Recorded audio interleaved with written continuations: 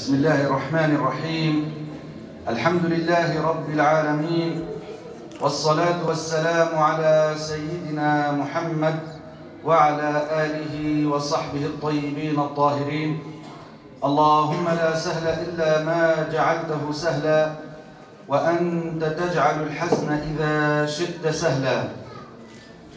Дорогие братья и сестры, добро пожаловать! Мы очень рады сегодня вас видеть здесь. Тем более собрались здесь мы для такое хорошее, благословенное мероприятие. Альхамдулиллах, Аллах даровал нам, чтобы мы смогли привезти сюда, в Крым, волос пророка Мухаммада, саллаллаху алейхи вассалям, из бороды. Пророк, алейхиссалату вассалям, когда еще жив был, он раздавал свои волосы. Ученые говорили, это большой дар, это милость от Аллаха. Пророк Мухаммад, саллаллаху алейхи вассалям, переживал за свою общину и хотел, чтобы осталось благо от него в его общине. Поэтому он раздал свои волосы. Волос пророка Мухаммада, саллаллаху алейхи вассалям, он его раздал не для того, чтобы его кушать. Волосы не едят. Он его раздал для того, чтобы было баракат, благословение. И он это сделал не один раз, а в течение жизни, в течение несколько раз. Он это сделал, когда делал умра. Он это делал в хаджат аль-вада, прощальный хадж. Он это делал для того, чтобы было благо среди мусульман. Передают ученые, мухаддисы, знатоки хадисов, таких как имам Муслим, имам аль-Бухари и много других ученых, о том, что пророк, алейхиссалату вассалям, в одной из паломничеств или умра, он попросил человека, который стриг его, чтобы сначала стриг половину и отдал одному из сахаба. Потом стриг вторую половину и приказал, чтобы это было роздано сподвижникам. Сам пророк, алейхиссалату вассалям, раздавал свои волосы. И не один раз, а многократно. Получается, сами вы знаете, если каждый из нас пострижет свои волосы, иногда нелегко даже их собирать, когда мы хотим их собирать. Их много, бисмилляхи, машаллах. У пророка также. И это было несколько раз сделано, значит, тысячи волосов были переданы от пророка Мухаммада, саллаллаху алейхи вассалям, к мусульманам. Также передал имам Ахмад ибн Хамбаль о том, что пророк, алейхиссалату вассалям, когда совершал умра, он стриг свои ногти и также раздавал их мусульманам. Значит, пророк, алейхиссалату вассалям, это сделал не просто так. Он это сделал для того, чтобы осталось от него благо среди его общины. И мусульмане от сахаба с поколения по поколению передавали эти волосы. Это считалось самым ценным, что мог человек иметь. Они из хороших вещей считали волос пророка Мухаммада, саллаллаху алейхи вассалям, цене нету. Поэтому они дорожали, они сохраняли эти волосы. Особенно те, которые являются потомками пророка Мухаммада, саллаллаху алейхи вассалям. Сегодня, в наше время, не только в музеях. Некоторые неправильно думают, что волос пророка можно найти только в музее, как они могли привезти и так далее. Я сказал, что пророк много волос, и не один раз, значит, их тысячами эти волосы были розданы. И мусульмане их получали и начали передавать. Некоторые сахаба просили, чтобы их хоронили с этими волосами. Некоторые передавали, тоже переживая за своих детей, за своих потомков, своим детям, своим потомкам. И так до наших дней остались очень много волос. На территории Аш-Шам очень много людей, которые имеют у себя дома или один, или два, или три волоса пророка, алейхиссалату вассалям. И бывало такое, что даже делили эти волосы, когда кто-то очень дорогой, близкий просит, чтобы ему часть от пророка дали, они делились между собой. Поэтому и оставались эти волосы. Они есть в территории Хиджаз, территория Мекка, Медина. Там есть люди, у которых есть волос пророка, алейхиссалату вассалям. В Северной Африке, в Ливии, в Тунисе, в Алжире, в Марокко, в Египте тоже очень много реликвий пророка, алейхиссалату вассалям. И в Турции. Правители Осман, они уделяли этому очень большое внимание. Считалось самый лучший подарок правителю дарить ему какой-либо из реликвий пророка, алейхиссалату вассалям. Или волос, или халат, или меч, или посуда какая-либо, которая была у пророка, алейхиссалату вассалям. И они сохраняли это. И остались до нашего времени. В Топкапи, например, найдете и мечи пророка, и волосы пророка, и перстень пророка, алейхиссалату вассалям, и зуб пророка, алейхиссалату вассалям, его халат и так далее. В Каире, в Египте, тоже много реликвий. Тоже правители, которые жили в Каире, они уделяли этому вопросу очень большое внимание, собирали. И это было для того, чтобы мусульмане получали благо и благословлялись именно реликвиями пророка, алейхиссалату вассалям. В этом есть благо. Простое доказательство этому, то, что сам пророк это сделал, сам раздал. Как мы говорили, волосы не едят. Волосы, что с ними делать можно? Пророка. Благословляться. Именно с этой целью пророк раздал свои волосы. И это делали мусульмане на протяжении всего этих 14 с лишним веков. И где бы ни были мусульмане, если к ним попадалась реликвия пророка, алейхиссалату вассалям, они собирались тысячами людьми. И жители Крыма, и крымские татары не исключение. Крымские татары, у них тоже здесь в Крыму был волос пророка Мухаммада, саллаллаху алейхи вассалям, который называли Сакали-Шериф. В Бахчисарае. В месяц Рамадан мусульмане, жители Крыма, собирались в одной из мечетей, где хоронился этот волос из бороды пророка, алейхиссалату вассалям, и выставили этот волос для благословения на показ, чтобы мусульмане видели своими собственными глазами и получали благословение от этого, для получения барака. Это история всех мусульман и конкретно история Крыма, жителей Крыма. Есть сведения о том, что в начале 20 века это тоже практиковалось. Не только в 19 и 18 и раньше.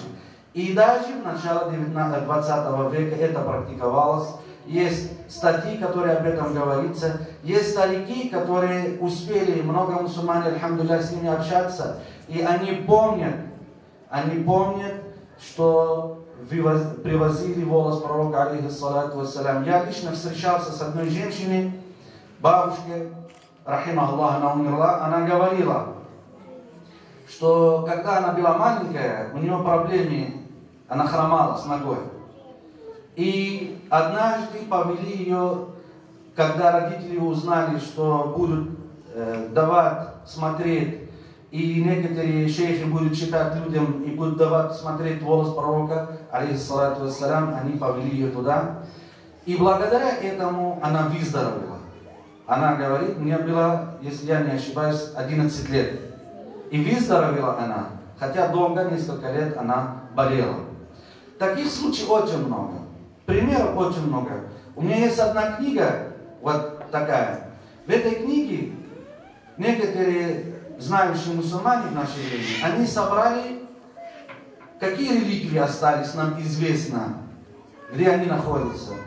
Что есть в Турции, что есть в Индии, что есть в Египте, в Иордании, в Ливане, в Тунисе, в Алжире, в Марокко, в каких странах есть религия пророка, алейхиссалату вассалам, и какие удивительные истории люди рассказывают, что с ним происходило после того, как они благословлялись волосом пророка Мухаммада, саллаллаху алейхи вассалям. Есть известная история в Киеве произошла, когда один гражданин Азербайджана инвалидом лежал в постели. И когда узнал, что привезли в Киев в мечеть Ар-Рахма волос пророка, алейхиссалату вассалам, они звонили муфтию и попросили, они звонили шейху Ахмаду Тамиму и попросили, чтобы кто-нибудь пришел и читал, и дали ему благословляться этим волосом. Если я не ошибаюсь, сам шейх Ахмад к нему пошел с волосом. И читали, и дали ему благословляться. На следующий день этот человек своим ходом, имеется в виду пешком, пришел в мечеть. Это история, которую мы видели. Таких случаев много. Много из вас говорили, подходили. До того, как я не благословлялся волосом пророка, алейхиссалату вассалам, я болел тем-то или тем-то, а после этого, альхамдулиллах, я вылечился. Когда мы благословляемся волосом пророка Мухаммада, алейхиссалату вассалам, есть большое благо. Это входит в нашу религию. Нет никакого запрета. Мы не слушаем тех, которые говорят, это ширк, это поклонение кому-либо, кроме Аллаха. Почему это не ширк? Потому что поклонение по определению это наивысшей степени смирения и покорности, который только Аллах достоин. Когда ты думаешь, что нужно только Аллаху поклоняться, и что Он единственный Создатель, что лечение, здоровье, богатство, красота и так далее только Аллах дает. Никто, кроме Аллаха, ничего не может создавать. Ты поэтому идешь к врачу, чтобы вылечиться, чтобы попросить его мнение, как лечиться. Поэтому идешь, покупаешь лекарство и пьешь это лекарство, чтобы, может быть, это лекарство будет причиной твоего лечения. И ты не думаешь, что врач или лекарство создает тебе лечение. Также иногда ты просишь, чтобы кто-либо тебя дуа читал.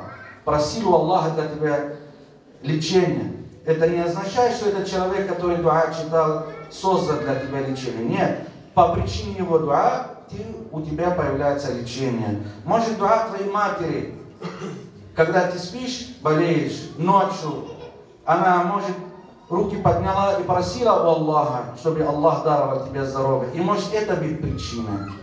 Также и может быть причиной, когда ты благословляешься волосом пророка Мухаммада, саллаллаху алейхи вассалям. Пророк, алейхиссалату вассалям, говорил: «Аль-амбияу ахьяун фи кубурихим юсаллун». Это означает, пророки живы в своих могилах, они молятся Аллаху. То есть они в могиле живы, они молятся Аллаху. Также пророк, алейхиссалату вассалям, говорил: «Инна Аллаха харрама аля ал-арды акля аджсади аль-амбия». Аллах запретил землю разлагать тела пророков. Тела пророков не разлагаются. И их волосы, их частицы, ногти, например, или зуб, если упал, они не разлагаются. Поэтому до нашего времени волосы пророка, алейхиссалату вассалам, дошли до нас. Если обычные люди за несколько десяток лет, может даже еще быстрее их волосы могут разлагаться, волос пророка Мухаммада, саллаллаху алейхи вассалям, не разлагается. Был случай, когда у него был дома волос пророка, алейхиссалату вассалам, и когда он хотел переставлять его, упал случайно. Начал искать, нашел 2 волоса. Не знал, что делать. Паника у него. Позвонил или подошел, спрашивал у одного ученого.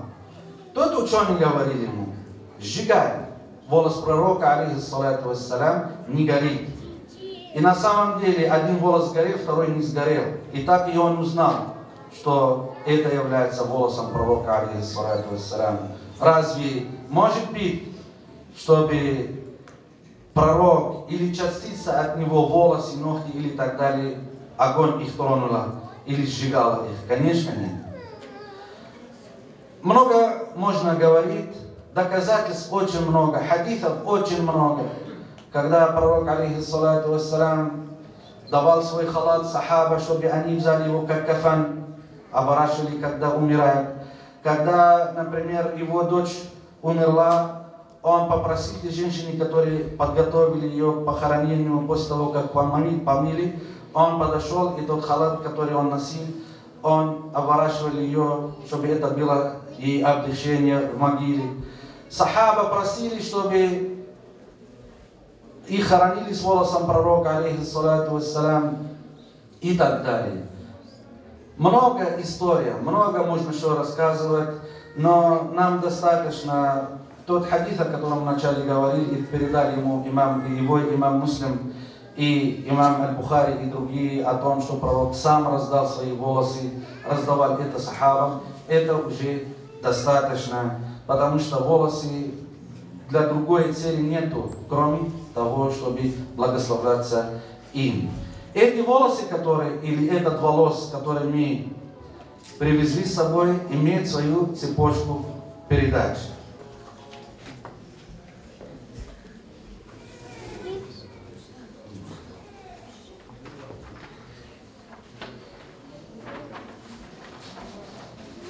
Здесь написано, вот цепочка передачи этого волоса, от каких ученых, от каких жителей сначала это был в городе Медина, потом было передано, так и дошло в город Халаб, Алеппо в Сирии, потом дошло до одного знающего мусульманина, который согласился и дал нам возможность с вами здесь собраться и увидеть этот волос. Передал нам этот волос, который у него хранится. Это председатель общины суфиев Ливана. И один из участников или членов организации, в которой собираются те, которые являются потомками пророка Мухаммада, саллаллаху алейхи вассалям. У них есть община, аль-Ашраф, то есть потомки пророка, алейхиссалату вассалям. От этого волоса много удивительно было увидено. Много людей вылечились, много людей получали, почувствовали баракат. Последнее, что я хотел говорить вам. Один или ученые говорили, согласно хадиса пророка Мухаммада, саллаллаху алейхи вассалям, он говорит: «Марраани факад раани хакка». Это означает, тот, который меня увидит во сне, то есть увидит пророка во сне, то воистину он увидел меня по-настоящему. Потому что шайтан не приобретает облик пророка, алейхиссалату вассалям. Шайтан не может прийти в облике пророка, алейхиссалату вассалям, во сне и говорить что-либо. И ученые говорили, тот, который увидит пророка во сне, это признак того, что у него конец одобренный, что он умрет мусульманином, и что он не будет мучиться ни в могиле, ни при сборе, ни в судный день. Некоторые ученые говорили, что если мусульманин увидит волос пророка Мухаммада, саллаллаху алейхи вассалям, или часть от него, нохоть, например, то он также имеет такую особенность, как видит пророка во сне.